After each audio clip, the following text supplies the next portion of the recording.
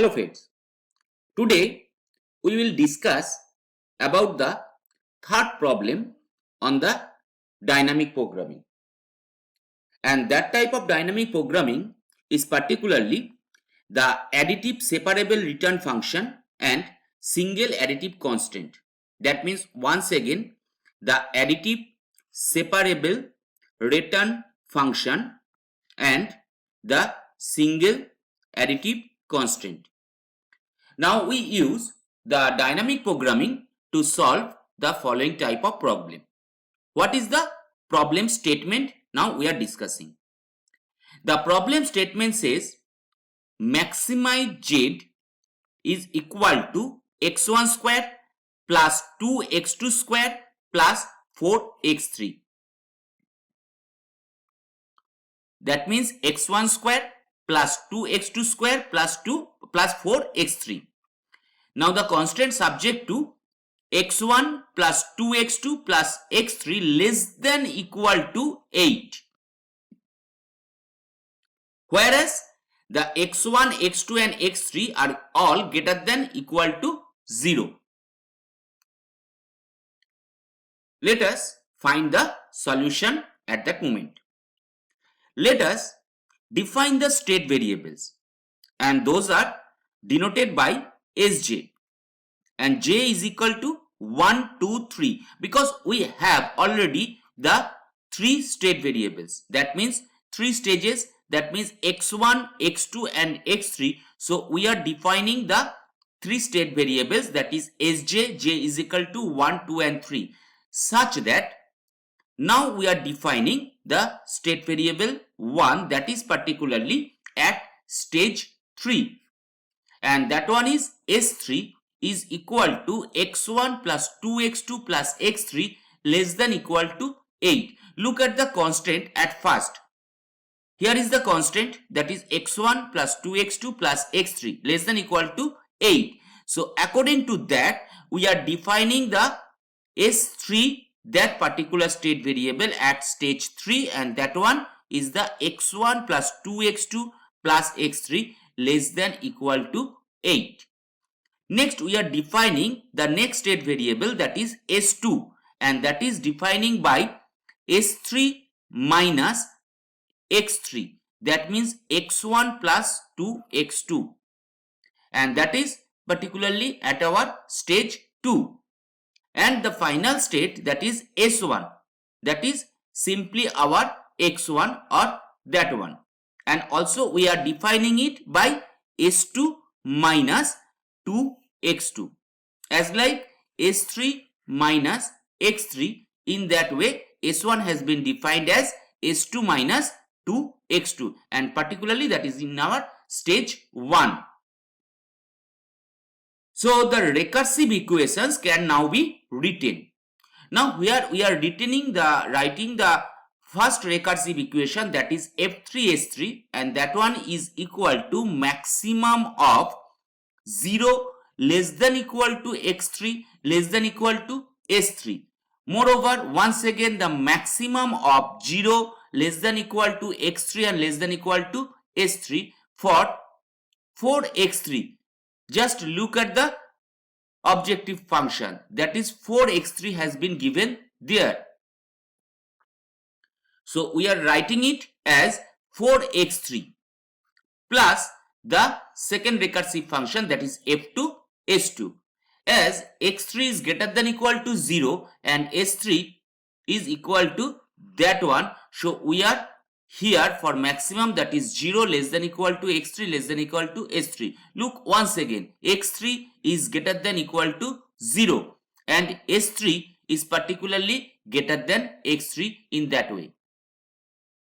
So the next recursive function, that is our F2S2, and we are defining it with the maximum of 0, x2 less than equal to S2 by 2. Why by 2? Because we have S2 is equal to S1 plus 2x2. So we can write here, that is S2 by 2, because 2x2 has been given here. So S2 by 2 must be further greater than equal to x2, and by default x2 is greater than equal to 0. and that one for 2x2 square plus f1 s1. Look at the objective function once again. That is for the second objective variable or the decision variable, that is x2, and given as 2x2 square. So that's why we are writing it as 2x2 square plus f1 s1. Then the f1 s1 recursive function, and that is maximum of 0 less than equal to x1 and less than equal to s1, and that is for x1 square. Look at the objective function once again, and that is given as for x1, that is x1 square. So we are writing it for the maximum of x1 square, and x1 is always greater than equal to 0 and always less than s1, less than equal to. So we now proceed to evaluate the first one, that is our f1 and s1. So f1 s1 is equal to maximum of 0 less than equal to x1 less than equal to s1 of x1 square. Once again, if we look at the state variables, here we can find that x1 is equal to particularly s2 minus 2x2 at stage 1. So we are writing in place of x1, that is s2 minus 2x2. So maximum of 0 less than equal to x1 less than equal to s1, s2 minus 2x2 whole square. Hence, the recursive equation f2s2 can now also be expressed as we have already found, that is our f1 s1. So f2s2 is equal to maximum of 0 less than equal to x2 less than equal to s2 by 2 of 2x2 square plus that one was f1 s1. So we are writing it as s2 minus 2x2 square, as f1 s1 is equal to that one. So how to find out the maximum value of f2 s2 now? Now we are finding the maximum value of f2 s2. Now that maximum value occurs, that means the maximum value of f2 x2 occurs when 2x2 square plus s2 minus 2x2 whole square, that one particularly occurs either we have x2 is equal to 0 or the x2 is equal to s2 by 2. That means according to the closed interval of x2 where it is belonging, that is from 0 and s2 by 2. So from the lower limit and the upper limit, or from the range.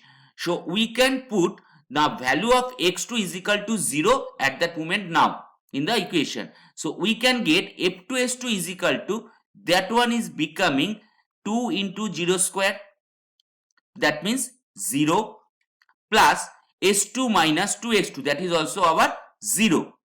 So s2 square.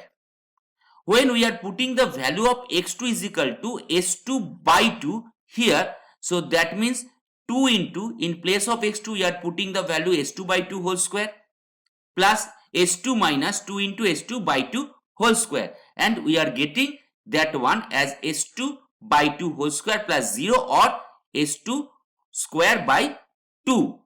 But look at the value when x2 is equal to 0, that one was s2 square, and when s2 by 2 whole square, that is for the value of x2 when that is s2 by 2. So as usual s2 square is greater than half of s2 square. So we may say the maximum of f2 s2 is equal to s2 square, and that is at x2 is equal to 0.